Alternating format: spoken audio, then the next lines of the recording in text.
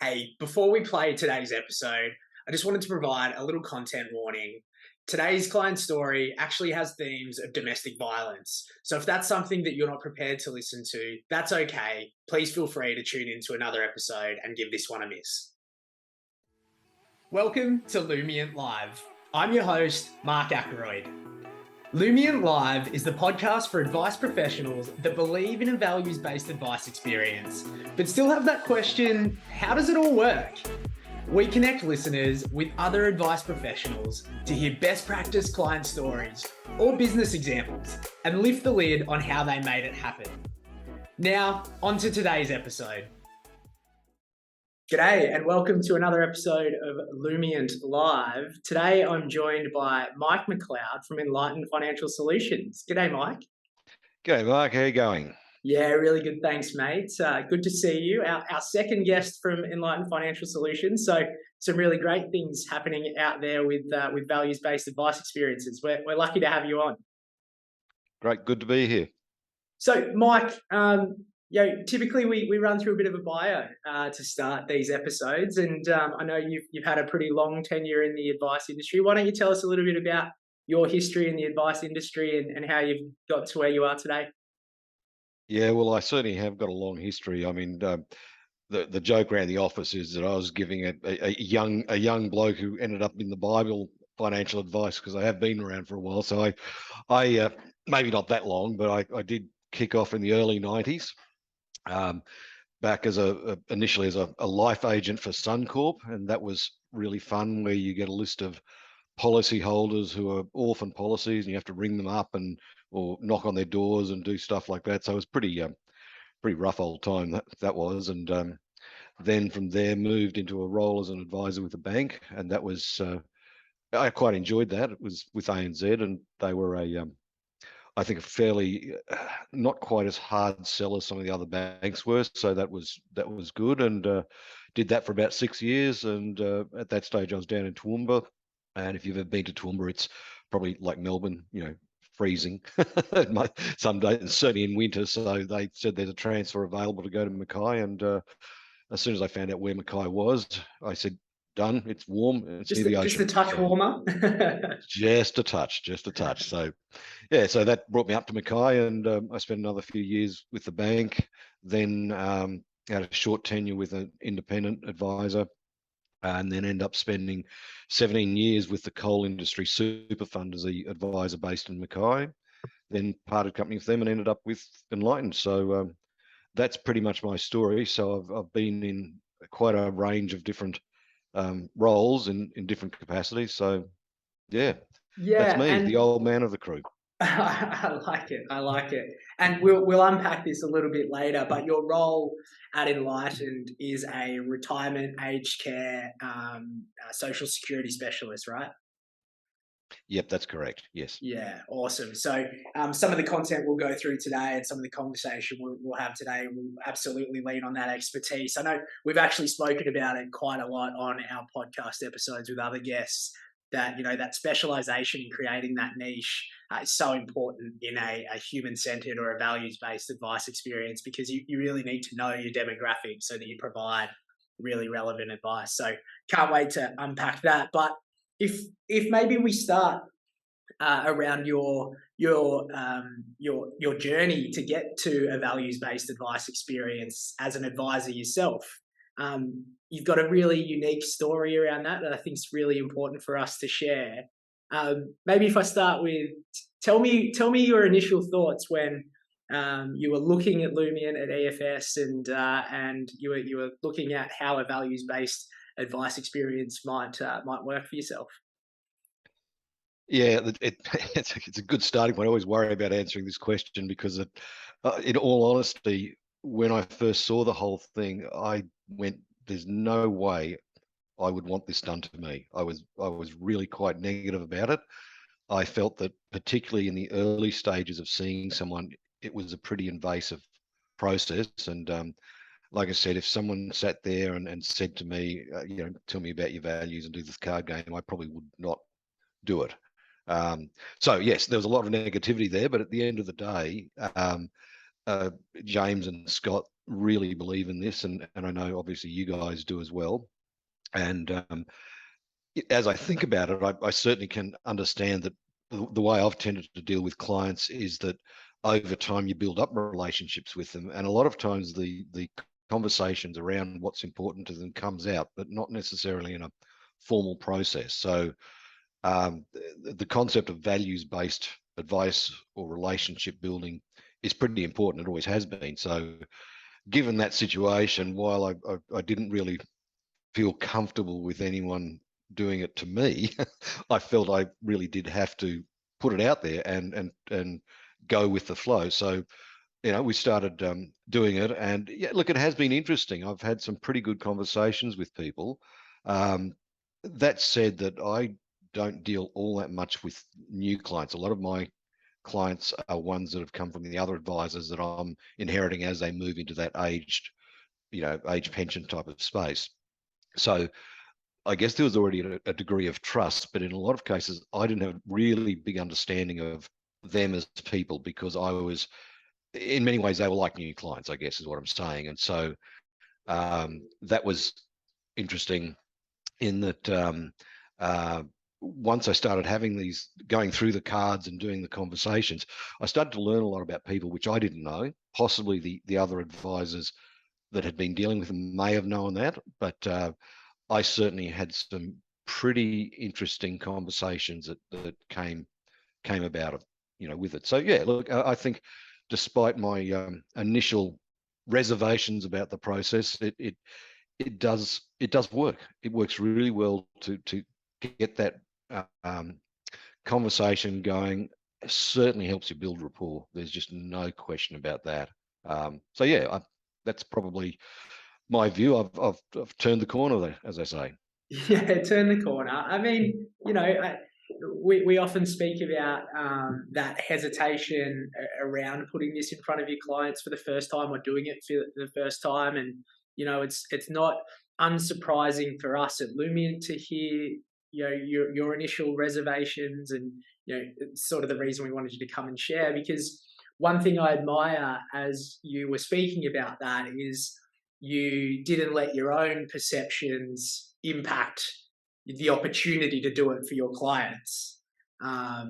So you trusted that. Can you tell me a little bit about your thought process, or how you got yourself to that position where you were like, whilst it's not for me, maybe I still want to do it for my clients? Look, I guess in all honesty, I'm the sort of person that probably you do what you have to do. And so this was something that we were committed to doing. So whether I thought it was good, bad, or indifferent is actually beside the point. We are doing it, and therefore you just have to make the best of it and move on with it. And like most things that you initially have reservations about or fears about, it's usually nowhere near as bad once you do it as you thought it might be. So, and look, this is the case for everything, and it doesn't matter what you're referring to.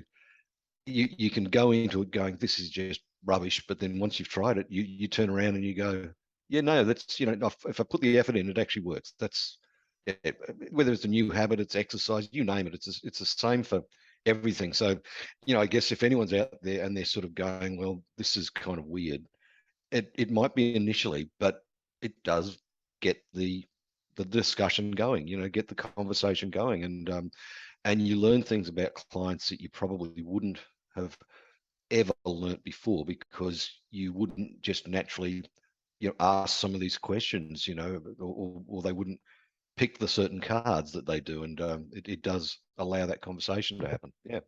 Yeah, I like that. And there's little nuggets just even in what you said there, the whole point around this is what we were committed to do, in inverted commas at EFS, right? So therefore I had to do it. But from what I hear in your two examples you've spoken about already, the benefits of that consistency between you as advisors is paying off, because you do share clients because you're the retirement specialist. So being able to share those experiences or stories between advisors, I would assume, is a really good thing for EFS. Absolutely.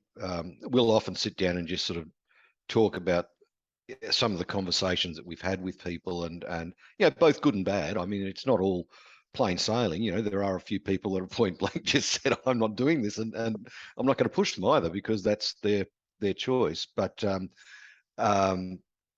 it's also good to be able to try to identify those few clients that aren't prepared to open up a little bit, and it may even be that you have to make a decision. If they're not prepared to open up, then they're maybe not the sort of client that you want to be dealing with, because we are in the business of having very strong relationships with clients, and that means there's got to be mutual trust, and the only way you get mutual trust is through understanding each other as much as possible. And that doesn't mean you go to barbecues with them every weekend, or you're living in their pocket, but you want to, from a professional point of view, know the things that are important to them, because that determines the advice you're going to deliver and what to focus on at any given time. Yeah, I like that. Couple points that you made there that really resonate with me. You've got to give clients the choice first, right? We can't choose whether or not they opt into this experience for them. We've got to give them the opportunity. And your entire point around, we've got to know them, what's important to them, to be able to provide them the right advice, and that you're in the business of relationships. I think is really pertinent, and a great message for our audience to hear. So let's move into some of your stories then, right? You've been doing this for a bit now, and you've got some great experiences or great stories around your clients that you share. You share internally, but we're going to ask you to share, obviously, with the broader community now. Can you tell us a little bit about one of the stories that you've sort of worked with, or one of the clients that you've worked with, and how that sort of conversation went about? Yeah, look, there's quite a few, but one that tends to resonate a bit with me, or I find interesting, is that one of the clients I was talking to picked educate loved ones as the one of the important values to her. And in going through the, why is that important, and what does this mean to you type of questions to flesh it out, it turns out that her father was a prisoner of war in the World War II, and had to spend time in a Japanese POW camp, which would have been horrific by any sort of means, and came back with what we now would call post-traumatic stress disorder. And when he came back, while he was always decent to his wife, he actually beat my client, and which was obviously a pretty terrible thing for her. But more importantly, he came back with a view that women should not be educated. That wasn't their role. They should just be, I guess, at home and have babies and look after the house. And so she, would go out. I mean, this is getting to the 50s, so she's getting a little bit more freedom by this time. And she went out and worked extra jobs just so that she could educate herself, because he wouldn't fund any kind of extra education, which in this day and age would just be unheard of. You wouldn't possibly do that. Anyhow, as a result of that, she educated herself. She subsequently married someone who also had the same views. And so for her, making sure that her kids had the best education opportunities, and that doesn't necessarily mean sending them to the best universities, but giving them the opportunity to go to university, to get whatever education was needed. And that's then also flowed down to her grandchildren, where she's more than happy to, use up her money, or not use it up, but spend her money on helping them with their education. So that was a real sort of eye opener about what's important to her.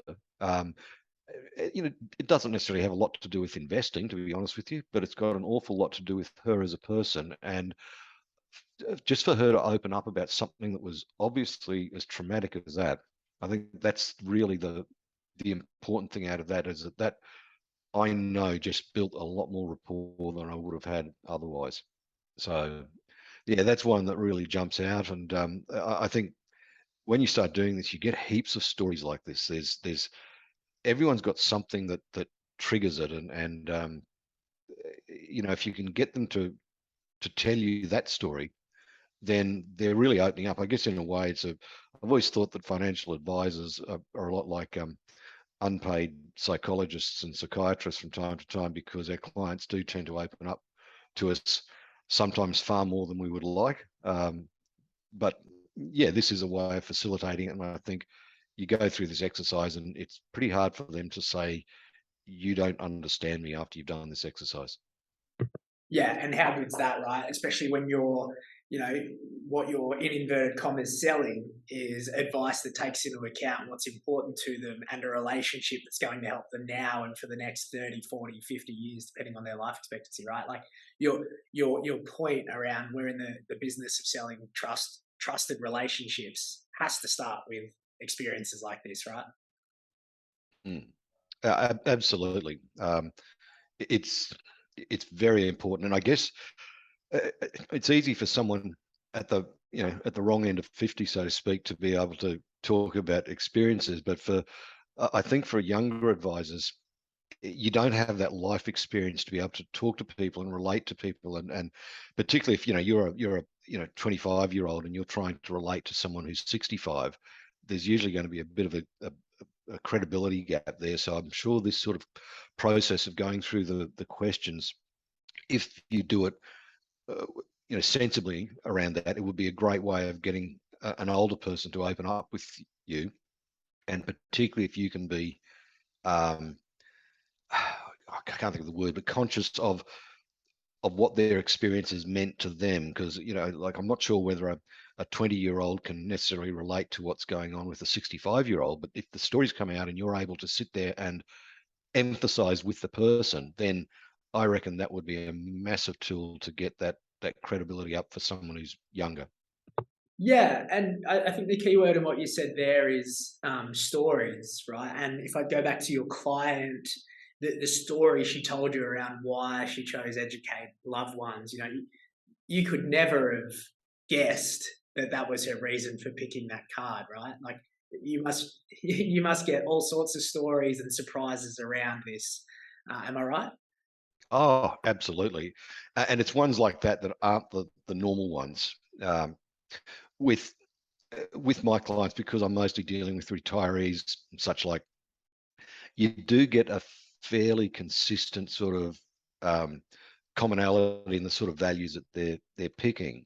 Um, and so when you get those ones, you kind of know where they're heading with that. But then when you get these other ones that come out of left field, it's quite different. Another one that threw me was a chap who is a farmer, and he picked the one, protect the environment, which kind of just threw me initially because I saw protect the environment as sort of a greenie, an inverted commas type of, that's I want to be a greenie type thing. But he saw it differently. He said, as a farmer, protecting the environment is critical because the environment is what allows me to, grow my cattle and crops and things like that. So his perception of it was slightly different to what mine was, and I think that's really an interesting thing that comes out of these values, and everyone sees words and sentences and things like that from their own perspective, and in a way, this is it sort of harps back to, I think, they talk about in I can't remember what part of the Bible, but do you need to walk in another man's shoes? And this is very much a way of doing that, because while you might see something that's when you read the card, you see it in one way, but someone else sees it in a different way, and that's the important thing, to get that out and ask those questions as to why that's important and what does it mean, and how, why do you think like that? There's a lot of those why questions are pretty important in this. Yeah, that was going to be my next question. You seem to be getting the cards do some work for you, right? About prompting people to tell the story, but you seem to be getting some really great stories. So I was about to ask, what are the questions or what are the techniques you use to help facilitate those stories? Look, I still pretty much just go through the process that's been developed with it, and looking at that. When we were doing a bit of training, it was, uh, we were sort of just kept asking, why is that? What does that mean? And why is this? And what's that? And you just keep plugging away. I'm probably a little less aggressive, is probably not the right word there, but I don't want to keep hounding them until I get them crying. I've had them cry. I've had people cry. And that's both good and bad. I mean, obviously it builds that rapport, but I mean, if someone cries in front of me, I'm going to break down and cry anyhow. I'm just that sort of a sensitive bloke. So um, so they're the sort of the things that come out of it. But so if you do it gently, I think, and let the client tell us their own particular reasoning, then that's all you need to do. It's just a conversation starter, not an interrogation. So that's probably the important thing. Well, I was going to say that's a really important distinction, right? Because it seems like it's a very vulnerable space for a client to be in, and if it came down to badgering of why, you could lose that trust as quickly as you've started to build it. Absolutely. And for that reason, it's why I was very negative about it, because I thought, if watching how it was done, I'd sort of almost be going, if you kept asking me why that many times, I'd probably thump you and walk out. So um, because that's way beyond my comfort zone. I'll open up to you, but I'll open up on my own terms and my own time. And I'd like to think that even though I'm doing the values process, I'm not going to push it hard. I'm going to let them open up at their own pace in their own way. And as I say to them, we'll come back and revisit this again at a later stage to see what's changed, and that I think is going to be an even more interesting exercise, because this is sort of thrown onto people. You're not given a lot of notice. I've noticed it's just a case of, oh, by the way, we're going to play a card game today, and you see some people, they're almost backing away from you, going, what are you talking about? So but once they've done it, they nearly all said, oh yeah, that was a pretty interesting exercise. So in future, you can say, look, I think it's time for us to revisit those values. So let's have another chat. They'll come into it with a whole different perspective, because they know what's coming, and they will be thinking about things, and yeah, possibly that'll give us even richer conversations. How good, how good. And you mentioned there about opening up. Do you find yourself having to open up as well to clients as they're opening up? Absolutely. And I think that's absolutely critical to do, that you give them a bit of yourself. If it's just purely one way, you are being interrogated by a policeman. That's sort of how it seems. So, yeah, a lot of times when they say a card, and I know they're kind of struggling to articulate it, I'll often go, hey, look, I can really relate to this card myself because blah, blah, blah. And then they'll go, yeah, well, that's what I was really trying to say. Because, not all people can waffle on like financial advisors can, if we. Yeah, or podcast hosts. Yeah, exactly. No, I appreciate that. It seems to me that this art of storytelling is super important, and I know that's something you're really passionate about. So I think that's a really important point, that if it's a one-way traffic, that only they're telling their story, even though you've done a great job of getting that story, if there's nothing being shared from your end, it can still feel a bit like an interrogation, because they're the only one giving you information. Yeah, look, absolutely. It's that ability to tell a story and relate it back to them about whatever it is they're talking about. That's the important thing.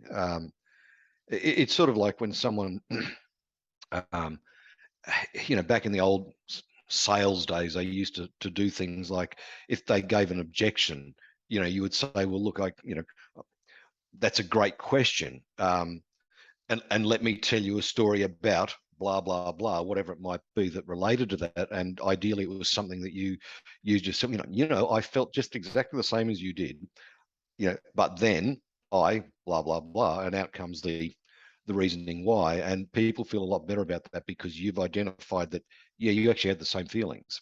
And um, that's the giving back to them, I think. And I've noticed in these conversations that the people felt, at the end of it, they felt like they knew me better, not just me knowing them better. And I believe that's also very important from the whole longevity of the relationship basis.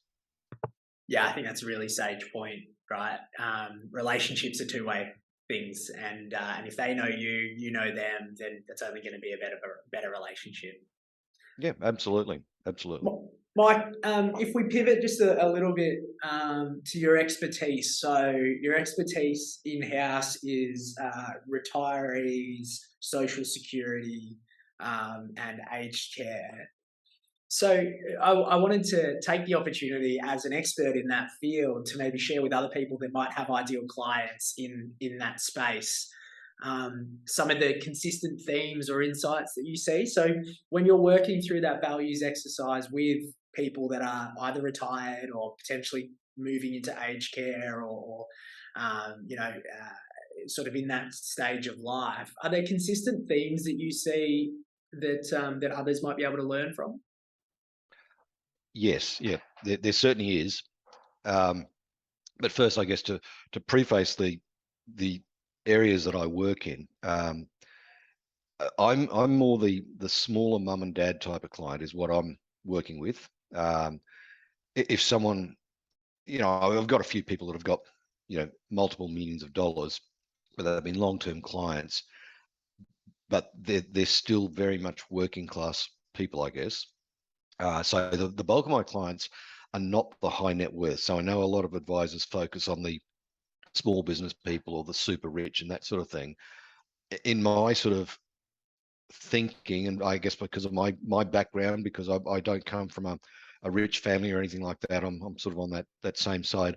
I kind of like the concept that financial advice should be for the average mum and dad, not just for the super rich. So as a result of those sorts of attitudes, I guess I've moved into that area where age pension becomes a large part of what I do. It is pretty specialized because the rules are very complex within that area.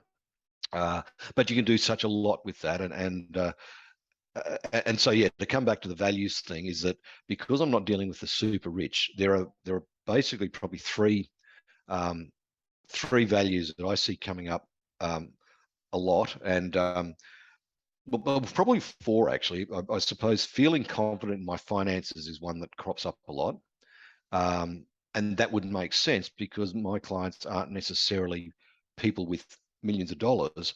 So they do have some concerns that they're going to run out of money before they run out of air, sort of thing. But then the other one that comes out of that is spend without guilt.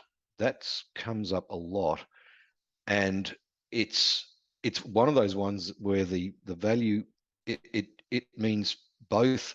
I'm struggling with spending because I feel guilty that I'll spend too much, and the other one is I have no problem spending, so they are spending without guilt, and that was interesting seeing the two things come out there. But of course, again, being older, becoming more active and healthy is a big one, and that's natural because as you get older, your mortality is starting to become more of an issue, and you tend to get a bit stodgy around the stomach and lose the muscle tone as you get a bit older. So naturally, that's an important one. But probably the outstandingly most common one is avoid being a burden on my family. That one just comes up just about every time. And yet the very curious thing is that a lot of the people that are saying that they don't want to be a burden on their family are the same people who actively are supporting their own family, either above them, like parents, or children below them. And yet they're saying, they'll go, look, I am, I'll help my kids out any way I can, but I don't want them to ever, have to look after me. And I'm sort of going, well, that's really interesting, isn't it? Is it because it was such a burden on them to be helping the kids or the parents that they go, I don't want to wish that on anybody else? That could well be what they're thinking. Others just say, no, my kids, they got to live their own life. I don't want them having to look after me. So no, when I reach that age, just shove me in the old people's home and, be done with it. So, yeah, so they're the ones that probably come out more than any for mine. But that said, it won't be the same cards for other people. I can absolutely guarantee whoever's listening, if you're dealing with a younger crew, you're not going to get those cards because they're not relevant to them. And so you really need to be aware of who you're dealing with, and probably, sorry, take this over, but it comes back to that we specialize in the office here because it's a natural fit for certain of the advisors here to deal in a certain sort of client space. And that's good because I think you touched on it earlier, it allows you to focus on what you're good at and focus on a client base where you truly understand them and what they need, rather than trying to be a jack of all trades. And I think that's where it can become dangerous, because it's just very hard to be everything to everyone. Yeah, and I wonder if there's power in, because you see these consistent themes in your specialized client base, do you find yourself often saying to clients, I see many people in similar scenarios, or I help many people in very similar scenarios, or I hear that a lot from my clients. Do you find that coming up a bit? Because I imagine that would be quite powerful for people to hear in a vulnerable situation. Yeah, no doubt, no doubt at all. And that's really the important thing. And that's I mean, to a client that's coming on board, for you to turn around and say, well, look, I've had a very similar situation to yours, and this is what happened, and you talk it through, and that's immediately going to be reassuring to them that you've dealt with whatever the problem is that they're dealing with, and you've got a solution, and you'll be able to solve the problem, when it happens. So yeah, that's super important. And we you're touching on the thing about stories, and I mean that's what it all comes down to. You use the experiences of yourself and of other people as the stories to build a richer conversation with them, give them the peace of mind that they might need, or the reassurance, or the confidence that you know what you're doing. So yeah. Mike, I think that's excellent, and I'm really grateful for you sharing all your experiences, your own story, and your top tips. We've covered some really great themes today. Not letting your own views preclude your client from experiencing this. Even to that extent, the power in having a team-based philosophy that you're all sort of in on, even if you have a different view. I love the story behind that. Allowing clients to define what cards mean to them. Like, you can't ever assume that it's going to go down a certain path depending on what their card might say. They're going to come up with their own story, and you should facilitate that. Story's been a key theme, and how they communicate their own, and how you hold space for them to do so. And then those last insights around how important it is to specialize within your practice. Because of those key themes that you see, you're able to alleviate some stress by saying things like, I deal with this quite a bit, and vice versa. You can share those stories. So, to that end, Mike, if we could ask you for one more top tip, like we do with all our advice professionals on the podcast, what might that top tip be for you, for other advisors that are maybe considering a values-based advice experience, or uplifting their own? Okay, look, we've touched on it probably heaps during the day, but it's a simple one. The art of telling a story. That's the biggest tip an advisor can have, because we all love stories.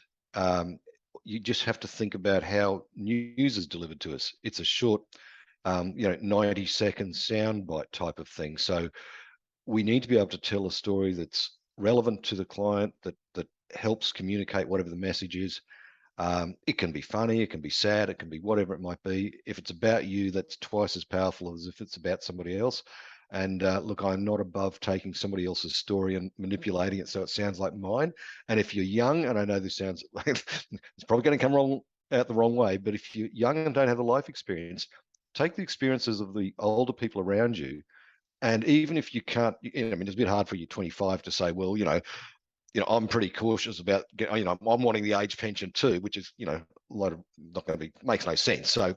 So, but you can certainly turn around and say, oh, well, look, we've got an advisor in the office who's, like he's 200 years old, he should be retired. And, we know that he's going to be going through this sort of thing. And he said to me, this is what I'm concerned about, blah, blah, blah. And so you tell a story that way, and it doesn't have to be your life experience. It can be somebody else's, but that's the power to communicate with people and develop that relationship. I love it. Thank you so much, Mike. What a great way to finish this episode. I'm sure our community got a ton out of listening to you and your own story and those of your clients. So thank you for spending the time with us today. We really appreciate it. Well, thank you for giving me the time, Mark. Much appreciated, and I look forward to seeing you soon. See you, mate. Thank you. Thanks for tuning in to another episode of Lumient Live. If you really enjoyed it, we'd love if you could hit that subscribe button on your favorite podcast provider so you don't miss out on any of our upcoming episodes. Thanks again for tuning in.